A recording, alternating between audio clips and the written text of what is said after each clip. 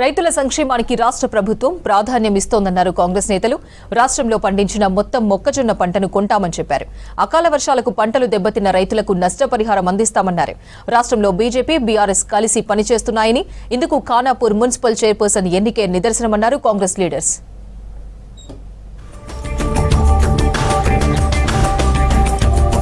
అకాల వర్షాలకు నష్టపోయిన రైతులను ఆదుకుంటామన్నారు ప్రభుత్వ విప్ ఆది శ్రీనివాస్.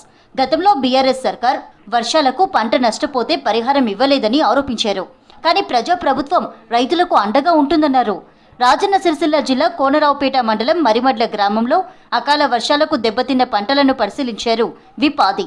ఆదుకుంటామని రైతులకు భరోసా ఇచ్చారు. తప్పనిసరిగా ఈ కుటుంబాలను ఆదుకోవడానికి కోసం ఈ ప్రభుత్వం వచ్చిన తర్వాత అంతకంటే ముందు ఈ అకాల వర్షాల వల్ల వడగళ్ల వల్ల నష్టపోతుంటే ఎలాంటి నష్టపోయిన రానట్టు సందర్భం మనం వచ్చిన తర్వాత రేవంత్ రెడ్డి గారు దృష్టి తీసుకుపోయినప్పుడు తుమ్మల నాగేశ్వర గారు ఎకరాకు 10,000 రూపాయలు ఇచ్చేటువంటి ప్రయత్నం చేసిన సందర్భం మనం చూసినాం. రైతులు గిట్ట శైలాలో ఉన్నప్పుడు పడితే ప్రాణ నష్టానికి ఇబ్బంది కూడా జరిగేటువంటి ఇబ్బంది అనే మాట చెప్తున్నటువంటి సందర్భం కాబట్టి ఇప్పుడే అధికారులకు ఆదేశాలు ఇవ్వడం జరిగింది. నిర్మల్ జిల్లా ఖానాపూర్ మున్సిపల్ చైర్పర్సన్ ఎన్నికలతో బీజేపీ, బీఆర్ఎస్ పార్టీల అక్రమ సంబంధం బయటపడిందన్నారు ఎమ్మెల్యే వెడుమ బొజ్జు. సిగ్గు లేకుండా బీఆర్ఎస్, బీజేపీ నాయకులు కలిసి పనిచేశారని ఆరోపించారు. ఈ ఎన్నికలో రాజ్యాంగబద్ధంగా తామే విజయం సాధించామన్నారు. బీజేపీ, బీఆర్ఎస్ ఒక అక్రమ సంబంధం బయటపడింది. రాజ్యాంగబద్ధంగా మేము గెలవడం అనేది జరిగింది. మరి మా యొక్క ఇద్దరు అభ్యర్థులను భయపడి వారు ఏలాంటి మాకు ఓటే కూడా చేశారు. చీము నెత్తురుండే ఆ రెండు పార్టీలు కలవాయి. కాంగ్రెస్ హయాంలో బాసర ఆలయానికి మహర్దశ వస్తుందన్నారు కేంద్ర మాజీ మంత్రి వేణుగోపాలాచారి. బాసర ఆలయానికి 225 కోట్లు కేటాయించిన ఘనత కాంగ్రెస్ కు దక్కుతుందన్నారు. గత 10 ఏళ్లు ఆలయాన్ని బీఆర్ఎస్ పట్టించుకోలేదన్నారు. ఆగమ శాస్త్రం ప్రకారం ప్రధాన రాజగోపురాలు, ప్రాకారం, మండపాలు, ఆలయానికి 4 వైపులా విశాలమైన రోడ్లు మాస్టర్ ప్లాన్ లో ఉన్నాయని తెలిపారు.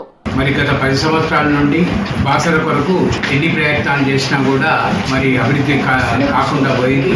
ముఖ్యమంత్రి గారు మాస్టర్ ప్లాన్ అప్రూవ్ చేసి జీవో 188 ద్వారా మొదటి ఫేజ్లో 225 కోట్ల రూపాయలు మంజూరు చేయడం జరిగింది. రాష్ట్ర ప్రభుత్వం రైతు సంక్షేమం, అభివృద్ధి కోసం కృషి చేస్తోందన్నారు ఎమ్మెల్యే కూచుకుల రాజేష్ రెడ్డి. నాగర్ కర్నూలు జిల్లా బిజినేపల్లి మండలంలో మొక్కజొన్న కొనుగోలు కేంద్రాన్ని ప్రారంభించారు. ప్రతి మండల కేంద్రాల్లో మొక్కజొన్న కొనుగోలు కేంద్రాలను ఏర్పాటు చేశామన్నారు రాజేష్ రెడ్డి.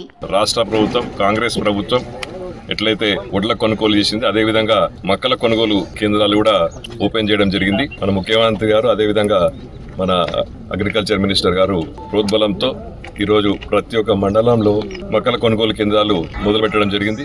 సమాజానికి సమానత్వ సత్యాన్ని నేర్పిన మహోన్నత వ్యక్తి బాబు జగ్జీవన్ రామ్ అన్నారు ఎమ్మెల్యే నాయని రాజేందర్. ఆయన ఆశయాల సాధనకు అంతా కలిసి కృషి చేయాలని పిలుపునిచ్చారు. జగ్జీవన్ రామ్ జయంతి సందర్భంగా నివాళులర్పించారు నాయని. హనుమకొండలోని పబ్లిక్ గార్డెన్ లో జగ్జీవన్ విగ్రహ ఏర్పాటుకు భూమి పూజ చేశారు. విగ్రహ ప్రతిష్టకు మరి గత కొన్ని ఏళ్లకెళ్ళి మన జిల్లాలో అతిపెద్ద నగరం ఇక్కడ లేకపోవటం నిజంగా బాధాకరమైన విషయమే. మరి అన్ని సంఘాలు కలిసి నన్ను అడగటం, కలెక్టర్ గారితో మాట్లాడటం, కలెక్టర్ గారికి కూడా ప్రత్యేకంగా ధన్యవాదాలు తెలియజేస్తున్నా. ఎందుకంటే అడగగానే ప్లేసులు చూపించుకొని దీన్ని ఇమ్మీడియట్ అలాట్మెంట్ చేయటం, దీనికి ఈ రోజే ఇలా ముహూర్తం పెట్టుకొని కొబ్బరికాయ కొట్టడం అనేది కూడా నిజంగా కూడా చాలా సంతోషంగా ఉన్నది. వారు చేసినటువంటి త్యాగాలు, వారి యొక్క నిజంగా కూడా జగ్జీవన్ రావు గారి ఆశయాలను మనం అందరం కొనసాగించిన రోజే నిజమైన నివాళులు అర్పించడం అయిందని మనం చేస్తూ. నాగర్ కర్నూలులో బీఆర్ఎస్ మాజీ కౌన్సిలర్ కొత్త రేణుకా ప్రవీణ్ సహా చాలా మంది నేతలు కాంగ్రెస్ పార్టీలో చేరారు. జిల్లా కాంగ్రెస్ పార్టీ అధ్యక్షుడు, అచ్చంపేట ఎమ్మెల్యే చిక్కుడు వంశీకృష్ణ, నాగర్ కర్నూలు ఎమ్మెల్యే కూచుకుల రాజేష్ రెడ్డి కొత్తగా చేరిన వారికి పార్టీ కండువా కప్పి పార్టీలోకి ఆహ్వానించారు.